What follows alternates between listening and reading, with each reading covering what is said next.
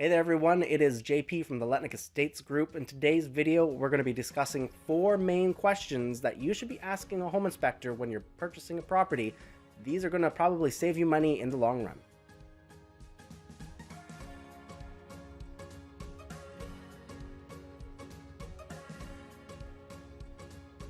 Welcome to the video. My name is JP Letnick, and for those of you who don't know who I am, I'm a real estate agent located in Kelowna, British Columbia, Canada. These videos I create are often for lifestyle fun and also to help you with a real estate investment down the road or right now if you're looking at buying a property. Regardless if you're looking at a condo, townhome, or single detached property, I like using an acronym called A.T.I.C, which is similar to attic, but it's missing a T. So it's A.T.I.C, age, type, issue, and cost. These 4 words are going to help you identify things that are going to be a problem with the property potentially and how much it's going to cost you to repair or replace the item. So why is this acronym important? Well, age is important because everything has a determined amount of time before it usually breaks down. For example, if you have a roof, normally the age of it's going to last between 20 to 30 years. If it's a metal roof, it might last even longer, maybe even 50 years. But you are typically going to have to replace that type of a system on your property after a certain period of time. So knowing the age of something is really important. Same thing comes down to HVAC systems, hot water tanks, plumbing, electrical. Everything has a finite time that's going to be working for. So if you can find out the age of whatever system it is in the home that you're looking at, then you're going to be able to determine whether or not you're going to need to replace it anytime soon. And then you'll find out if there's any issues right now or coming up because of the age, and then you can determine the cost of how much it would cost to fix it or replace the whole system. After age, you're looking at type, and this is one that is often overlooked in my opinion. When people look at plumbing or roof, you'll usually guess an age and then you'll determine it could last a certain amount of time, just because generally that's what those systems usually last. However, if you're looking at specific things like plumbing, type is really important. You could have a poly B plumbing or a PEX plumbing, and the ages of those that they're going to last are completely different.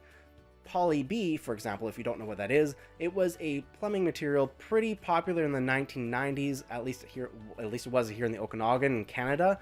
And what this was known for is leaks. So after a certain period of time, the fittings between the pipes themselves would leak. So they replaced those with copper fittings instead of the plastic ones. And that helped to extend the lifespan. But they were still known, again, the material to break down over time a lot faster than the copper or the PEX piping that you have now.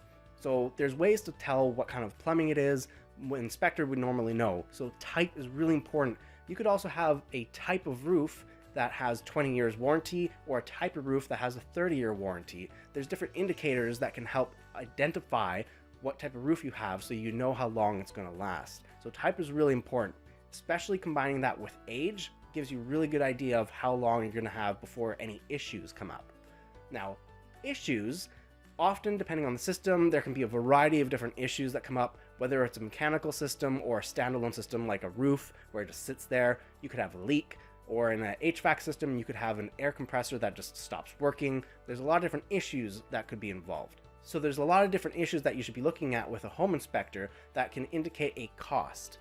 Now, home inspectors probably are not going to be giving you a rough cost. They're going to tell you, because of liability reasons, to go and get quotes from professional companies that deal with those systems. The nice thing about an inspection is they give you a report at the end. So in the report, you usually have the age, the type of the systems that they're in there, any issues that might be coming up, and then with that you can go get professional quotes to get costs associated to those issues. Then you can negotiate with the seller to either reduce the price or have those items fixed, depending in your market, of course. If you have a really hot market and there's multiple offers, you might not be able to negotiate that into your contract, as the seller will just laugh at you and say, hey, someone else is willing to buy this house with those problems, take it or leave it. But in a slower market, you can use the leverage of an inspection to be able to get things fixed. That way you're not going to be out of pocket after you purchase the property. So a few things to keep in mind with an inspection. I've heard some horror stories where someone's told me the inspector only took 30 minutes. And then later on, of course, that follows up with, and of course they missed a whole bunch of issues that were in the house that were pretty obvious. So you want to make sure that you're picking the right type of inspector. They should be licensed in your area. They should have good reviews online, because An average inspection for a typical home, 2,500 square feet, should take 3 to 4 hours, and you should get a proper report with all of the different systems outlined, what materials they are, the types they are, the age of those systems, and any issues that might be involved. So our real estate team always recommends smashing the like button, getting a home inspection. An inspection is not required, but we always recommend them. For example, an inspection is often $350 to $600 depending where you are and the size of the property. One of our clients at one point had said no, they're going to skip on the home inspection, even though we definitely recommended for them to get it. The furnace, after a month of being in the property, because they did still complete on it, died.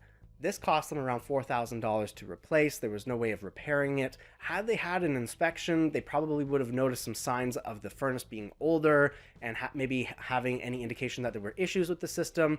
As just a client buying the property and a real estate agent, we're not digging into all the mechanical pieces and pulling things apart.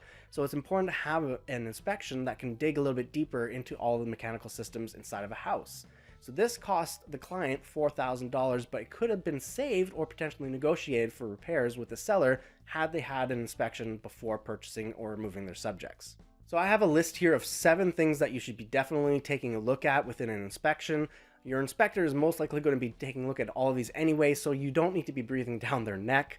It's really annoying if someone is coming along and following you for every single thing. It actually can make your inspector lose focus of their job. So if you can, just let your inspector do their job, ask them the questions ahead of time, and then get the responses of whether or not they'll be checking those systems. These are just the main big ticket items that would cost you a little bit more to replace or repair if it came up that they had issues. So this is not an exhaustive list, keep that in mind. And also you want to be using the A.T.I.C acronym for every single one of these: age, type, issues, cost. First and foremost, you want to be looking at the foundation. Look around the property itself, notice any cracks or any sliding in the foundation. When you're inside the home as well, you might notice that you get a little bit dizzy in some rooms. It might be because of a little bit of an angle on the floor if the foundation is sliding or sloping. You could always bring a marble with you and put it on the ground. If it starts rolling one direction, you probably have an issue with the foundation that needs to be closer looked at. The next big ticket item is the roof and the attic. Normally when you're looking at a property, you're doing a walkthrough, you're taking a look, and before you make an offer, you haven't gone into the attic. That's one of the things that is not typically looked at in a regular walkthrough or house showing. Your inspector will normally bring a ladder, open up the attic, and go take a look. You want to make sure that there's insulation in there, that there's no moisture, there's no problems whatsoever, no birds or rats or anything like that in the attic. Really important to double check. Another reason to check the attic is you could have an indication of if there's any leaks from the roof, and that's the next big ticket item that you should look at is the roof. How old is the roof? What kind of material was it? And are there any issues? And what is the cost to fix or replace? A.T.I.C. Get it? You're in the attic. You're going to use A.T.I.C to check the attic. Anyway. Next big ticket items are plumbing and electrical. These two systems are quite expensive to repair or replace if need be, if there's any issues. Well, often, even in brand new homes, we're finding inspectors are checking the GFIs, the grounding of the outlets in washrooms and kitchens, and they're not properly grounded, or maybe the hot wire is switched. The electrical will still work, but these are safety hazards which you should probably look into to make sure that you're moving into a home that is safe for yourself and your family. Next is your heating and cooling, your HVAC system, so your AC, your furnace. You want to make sure that those are working properly, there's no rust in those, that the condensation systems are working properly, and that you have the condenser that's working properly. You want to check what kind of hot water tank you have. If it's 10 years old, you might want to replace it. Is it a hot water on demand system? Is it big enough for your family? Those are important things to look at. Often just looking at a hot water tank, you have no idea when the installation was done or the age of the tank before it was built. An inspector usually has a way to type in the serial codes and then pull up the dates of when those were manufactured and then also installed. Windows are something that are often overlooked as well. So windows, depending on the style you have, they may be the older single pane or double pane. With those systems with wood frames, you can take a look at the paint and see if there's any crackling of the paint or maybe any mold issues that are happening down there that would indicate moisture. If you have newer windows but they're fogging up, that means the seal is broken and the system of the window, the double pane, is not working properly. So you might want to get those taken a look at as well. Windows are actually not that cheap to replace. For some reason, people think, oh, Windows a couple $100. It can be, but oftentimes with installation labor, taking it out and removing all the trash, it can be almost $1,000 per window. And again, it depends on what kind of windows you're putting in and the type of work that's being done. You can get windows for a couple $100. Find a friend who's handy and install them yourselves, but usually getting a licensed professional to do it is the best way, of course, to get things done. Depending where you live, septic or sewer is going to be a big issue for you. You want to know how your poops are leaving your house. So if you have a septic system or a sewer system, you'd want to get the septic system inspected. Sewer is usually fine because as soon as it goes outside your house, it's into the city system and you're good. But septic tanks are staying on your property and you want to make sure those are working properly and not overflowing. And if you have any issues with the septic tank, digging it up can be a really expensive problem. So those are the big ticket items that you want to look at whenever you're doing an inspection on a property. Remember A.T.I.C, age, type, issue, and cost for each one of those. You'll be given a report from the inspector after the inspection's done, usually the next day. That way you can take a look at all of those systems in there and get a better idea of what the home is like.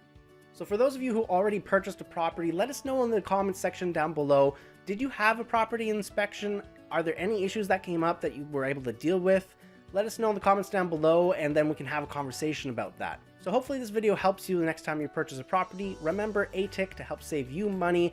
Like and subscribe for more content. Hit the notification bell and we'll see you guys on the next video.